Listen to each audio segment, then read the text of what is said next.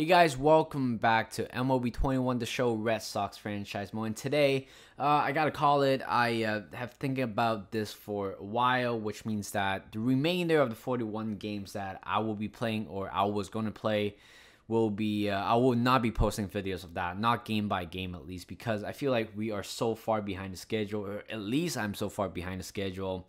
And of course, MLB the show is coming out within within 10 days. And I feel like I want to finish this series before I'll be posting new content on MLB 22 the show. And of course, we all know that early access will be happening in April 1st. But we won't, like, for me, I didn't pre-order anything, which means I will be getting the game on April 5th, and that's the earliest I will get, or might be the earliest day where I'll be producing a new Red Sox franchise more in 22 to show. But of course, you know what, I really do have to apologize because I know I haven't been really keeping up with the schedule in terms of uploading the games. We all know that 162 games are a very long time, to be honest. And I've been trying to post one series per day, but then of course I have other things coming out as well. I don't want to use an excuse, but I still have school, and of course at the same time, I know some of you guys are my FIFA 22 fan and would wish to see more of that content. And of course, if you guys are not interested in this game, totally fine. You guys can check out my other content as well. But if you guys are a huge Red Sox fan or just the fan of this series, I'm going to just go over what had happened since the end of the Orioles game back in let's go back. Actually, I lost count. I think back in a few months ago, back in August, I believe, or maybe I think it was right here. This is where we left off last time, if I'm correct. That is wrong. I was totally wrong. It was right here, 8-5. That was the last game that we played. And then next up, we traveled to New York Yankees and we sweep them. And then Texas Rangers, we sweep them as well. And I'm pretty sure by the end of August, we pretty much clinched the series. Or clinched the ALS pretty comfortably because the rate, how we are playing right now, is just phenomenal. And the rate of winning ball games at this point was pretty much, it's all towards the Red Sox. And of course, it was a little bit shabby at the end of August, of course, losing back-to-back games to Cleveland Indians and also Tampa Bay Rays. Moving on to September, of course, there's a September call-up. Turns out it was 28 men. I didn't even realize that until when I was starting to play in September, where you could add 2 more players into your roster compared to before. You can call up exactly the whole 40-man roster up, but of course for some reason they restricted that, which means I'll be able to only call up 2 players. The first one is actually a pitcher, Austin Bryce, and also Chet Dalagua, and yes, Xander Bogaerts, and all my infielders who got injured during the moment I was recording or in the last few series. It was Xander Bogaerts, Kike Hernandez, also Michael Chavis. Of course, their injuries are pretty short-lived, so which means that they came back up to the roster, to line up very quickly, which means eventually I have to send Jeter down, Jonathan Aluz, and also Chet Dalagua back down. But in the end, starting in September, Chet Dalagua, it's the player that I'll be using for the remainder of the season. But then again, there are so many off days in these gaps here, so not a lot of players are very tired, which means I didn't really make a lot of rotational changes. To be fair, guys, some players, for example, like Danny Santana, Chet Dalagua, Michael Chavis, both all these players barely get any game time while in September, because literally nobody is tired. Think about it. You play pretty much 6 games over here and you get a break, and then 3 games you get a break, 2 games you get a break. So what's the point of actually rotating the team? Yes, even though we have already clinched the series, but at the same time I still want to keep the stats up, keep it more genuine. And in the end, this month was a little bit shabby, most likely on Friday and Saturday. But to the last series against the Washington Nationals, 2-1 in the end, was pretty comfortable. So this is actually I'm gonna go to the top here. go to the standings, and we have clinched the series a long time ago. It doesn't show the animation where I actually clinched the series, which is a little bit disappointed. But yes, we won 119 games, losing 43, and our win percentage is .735. And that is freaking incredible, guys, I'm telling you. And you're looking at the stats right here towards the end of the right-hand side of the row here. I didn't know we play more day games than night games, to be honest. I felt like every time when I play MLB The Show, I feel like it was going to be a night game, but turns out day games are slightly more. And then New York Yankees, of course, clinch. Looks like the wild card spot. But they're 20 games behind us. But pretty much when I was recording, I think after July, since we beat them in both of the series, at that point I already know that we're going to clinch the series. And of course, it looks very unfair for Baltimore Orioles, 72 games behind, which means the time when we played them, the last series that we played them, they were already basically out of the playoffs, which is very, very tragic. And 119 wins is, I believe, the previous record was held by Chicago Cubs more than 100 years ago. I think it was 116 wins. So we beat that record, which is totally awesome. Didn't really care about that, but yeah, we clinch the AL East, AL Central. White Sox clinch it. The other Sox clinch it, with Twins earning the wild card spot. I can't really pronounce today for some reason. Astro, again, as usual, got the AL West. Moving on to of course, the wild card games will be played. A one game thing between the Yankees and Twins. We don't know about that yet, but I think most likely we'll be playing against the Yankees once again. And most likely in the ALCS, we'll be playing against the Astros. Moving on, NL East, Braves clinch it with Phillies with the wild card.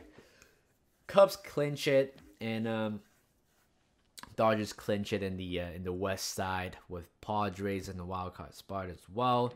And moving on, I'm trying to so what I'm gonna do here is actually everything will be wrapped up in one video. So this video might be a little bit longer right now. It's already 7 minutes in. And this video could be a 20 or 30 minutes. But hopefully you guys stay with me towards the end. So what I'm going to do is I'm going to wrap up the whole series. I'll be playing the playoffs game, but instead I won't be recording the games. I'll be recording probably one huge moment per game, and until we lose or we win the series or win the World Series. But of course, it's all depending on the time and of course the number of games that we are going to play. So looking at the statistic, because I care about that the most. So JD Martinez is the only player who finished all 162 games. No wonder he's a DH. Barely uses any of his stamina, to be honest. Barely playing the left field unless it's against the NL side. But otherwise, sorting out the hits right here, he has the most hit, 187. Not a surprise based on the number of games he played. Apparently, home runs, Hunter Renfroe, you know what, for the past month, or at least since since the past few series, I think since the series against Detroit, he started hitting a lot of bombs. 36. JD Martinez was one home run shy off at 30, and Rafael Devers come next. And other than that, we have a huge gap right here from 26 and 13. Bobby Dalbec got 13. His home run stride has come back. Essentially, Kyle Schwarber got 8 home runs during his time here after he got traded to us. Kike Hernandez got 12, and Vasquez got 10. But again, Xander Bogaerts, again, probably the most disappointed home run hitter, I believe. But looking at RBI, we scored a lot of runs for sure, but Devers definitely got 106 RBIs with Martinez and Hunter Renfroe at the 90s. Batting average, 300. The highest is Austin Slater, but I'm not going to blame him. He doesn't play as much game as the other players. But other than that, 289 for JD Martinez. And honestly, pretty consistent high 200, but a little bit surprised that no regular players had successfully hit above 300 except Austin Slater. On base percentage is 393 by Hunter Renfroe, which is totally cool. And these stats are not really not concerning, not the not the stats that I do concern about. But looking at the pitchers right there, look at Chris, 274 strikeouts. Shohei Ohtani 190 and 134 for E-Rod, and Nathan Eovaldi 128. So only 4 players had reached the 3-digit categories. And looking at ERA, of course, the highest definitely get riches of all of everybody. And Shohei Ohtani comes next, which is very surprising. And then lowest ERA, Ryan Brasier, that's 100% for sure. He has been fantastic throughout the whole season. Chris Sale and Josh Taylor as well, and Chris Redlock at 2.22. So basically, that's how the series ends. Of course, Chris Sale potentially getting a Cy Young after this season, 23 wins and 1 loss, and only allowing 21 walks. So it is going to be that's basically the regular season wrapped up. And moving on to the next day. So we have clinched the division. I'll be playing the winner of the wild card playoff game, which is most likely the Yankees, to be fair. And we are playing against. Oh, actually, we don't know about that yet, but hopefully we'll play against the Minnesota Twins. And let's see what's gonna happen. Oh, nothing happened. Let's keep on skipping. So San Diego's had a fans beating the Phillies. Not 1-0. I believe that's not the score, but that's a series score. And the next game, as I said we're gonna play the Yankees, which is totally awesome. We have beaten them before. Hopefully, in the next part of the episode, it's going to be a one major highlight from each game that we play in the series. So let's see what we're gonna do here. Yep, right there. Okay, I'm gonna sort out the lineups and stuff like that, but that's gonna be an off-camera stuff. But this is where I'm gonna leave you guys. So the next time I'll be talking is by the time when I actually finish a series. Whether if I lose or win the World Series, I'll be back here and try to wrap up everything with you guys. So hope you guys enjoy the next few minutes of the montages of the series. Thank you guys for watching. I'll see you guys later. Alright, I'm back. So turns out I tried to record the first 2 games. Turns out it was completely shattered by the Yankees. And of course, the first game that we play in the ALDS against the Yankees, I instantly lost 5 runs within 2 innings with Chris Sale.